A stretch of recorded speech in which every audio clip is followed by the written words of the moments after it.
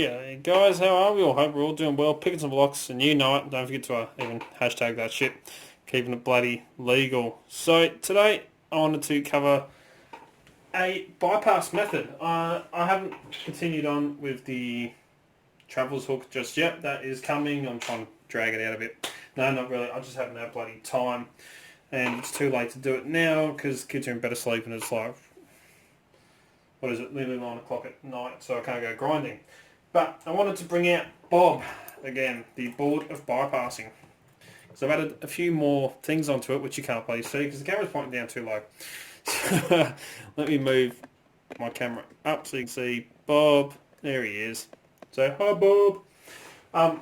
So I've added a couple more locks onto it. I have a Master Lock 150. I have a American Lock Series 10 that Don's Lock sent me a long time ago, and a little word lock combination lock. And what I'm doing is I'm adding locks on here that every single one of these bloody locks can be bypassed in some way. That's why it is called Bob. It's no longer the Board of Brutality. I still like that name. Who doesn't love a Board of Brutality? Anyway, it can be brutal now as if I hit someone over the head with it to try and steal my bloody locks.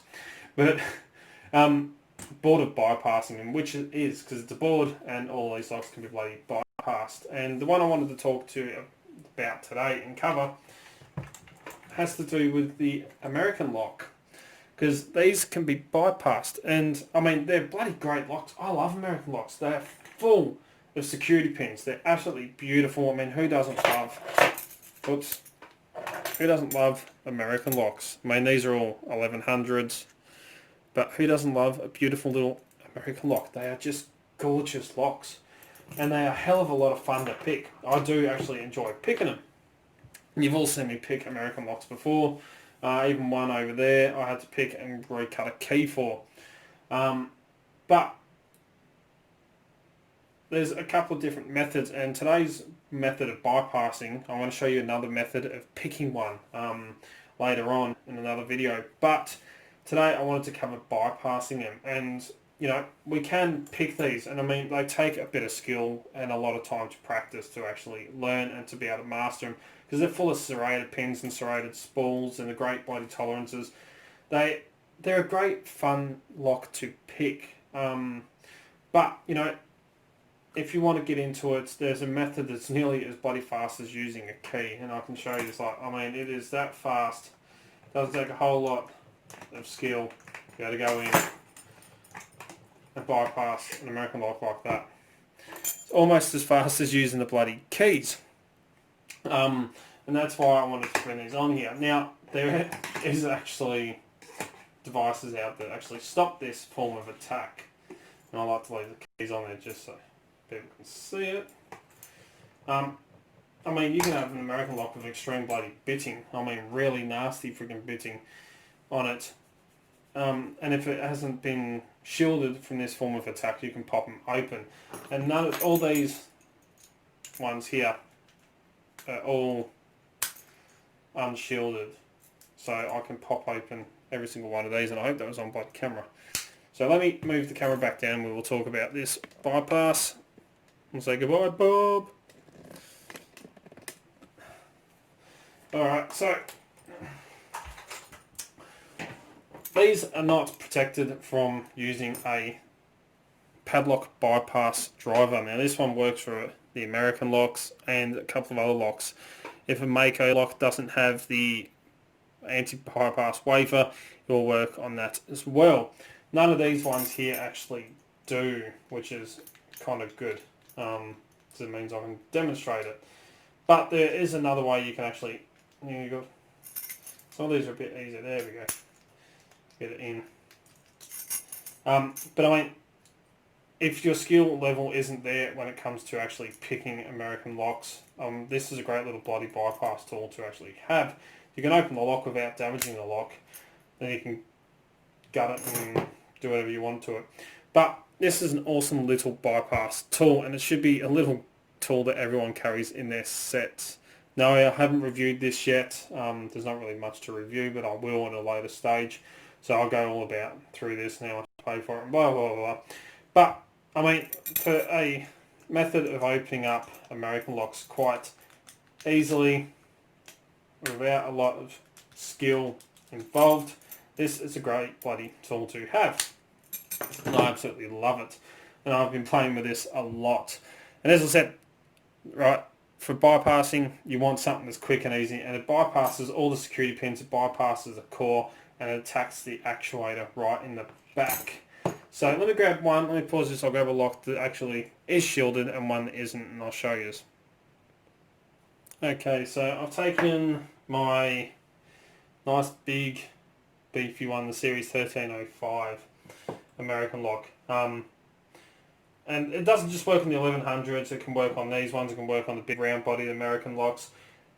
It all depends on if they are modified, or when I say modified, if they are shielded from this form of attack. So what we're actually doing when we use the American lock bypass driver or the padlock bypass driver is sliding it through our core all the way through to the back. And these are designed with certain angles and certain curves to it. My camera will cooperate. And certain length and all that. You know, very, very precise ways of doing it. To slide all the way through your core and then get to the back of your lock here. Come on camera, focus, and then turn that and manipulate that actuator, which normally the tail piece here would do. Now American Lock knew about this, and instead of trying to redesign the core and the locking mechanism and costing an absolute fortune, they come up with the idea of a very thin piece of stainless steel, a little wafer that sits over the back of the core like that, which then shields the back of your core. It's now like a little shield that sits on there, which stops us from putting a little bypass driver through to manipulate that actuator. And it's a bloody smart idea. It really does stop us from being able to bypass the lock and manipulate the actuators in the backs of the American locks, which are right here. But then they brought out, and I don't happen to have one, only because we don't see American locks here in Australia that often with these wafers, so there's no bloody point in actually me having one. Padlock driver works on more than just the American locks, but they actually brought out a wafer, what they called the wafer breaker, which was a specialised tool that you could use to break the wafer, or the little shielded wafer in the American lock, and then be able to use the bypass driver on it. But then people started putting, and the easiest way to defeat that is to put two wafers on, because it's a bit harder to break through the two of the stainless steel wafers than just a single one. So, I mean, is it a bypass method that works? Yes. Is it a great little bypass method? Oh, hell yeah. Especially if you don't have the skills to actually pick an American lock or the security pins, and you want a quick and easy way of getting in to a lock that literally is as quick as using a bloody key. With a little bit of practice. But the downside to it is a lot of the newer locks and a lot of locksmiths and everything that were pinning these up started putting the anti-bypass wafers in there. So, you know, it takes this tool and makes it irrelevant. But, you know, for a bypass tool, would I recommend it? And yes, I bloody would, and that's why I've actually put it onto Bob, because there's actually a few Chinese locks that could be bypassed with one of these as well. So there you go, that's this week's bypass method, the bypass driver for padlocks. Not to be confused with the Euro bypass drivers, which I will cover in the next one, which only attacks a certain type of lock, whereas this one covers a few more than just American locks. But anyway, that's this week's video. As always follow the codes, keep Locksport legal, you know it, don't do anything bloody stupid. Don't forget to come and join us on Discord, the Extraordinary League of Pickers, the link's in the description down below. Don't forget, if you're looking for great equipment at very affordable and competitive prices, don't forget to check out locksmithstoolbox.com, an awesome Australian company, and as you know, that's where I get most of my lockpicking equipment from. Don't forget, if you want to get your hands on some bloody doubt merch, you can get it at Teespring. There's a link down in the description as well to that, as well as the Locksmith's Toolbox. Don't forget, if you want to get in contact with me, you can contact me through any of the social medias. I'm on pretty much bloody all of them: Facebook, Instagram, Twitter, where I post photos of what's going on in the background and all the fun stuff like that. You can contact me on them or send me an email at darkartslockpicking@gmail.com. I'll get back to you, or through Discord. Don't forget, if you like what you see, don't forget to give a bloody thumbs up. Really do appreciate it. Let us know, do you have a bypass driver for Padlocks? Do you use it? Do you recommend it?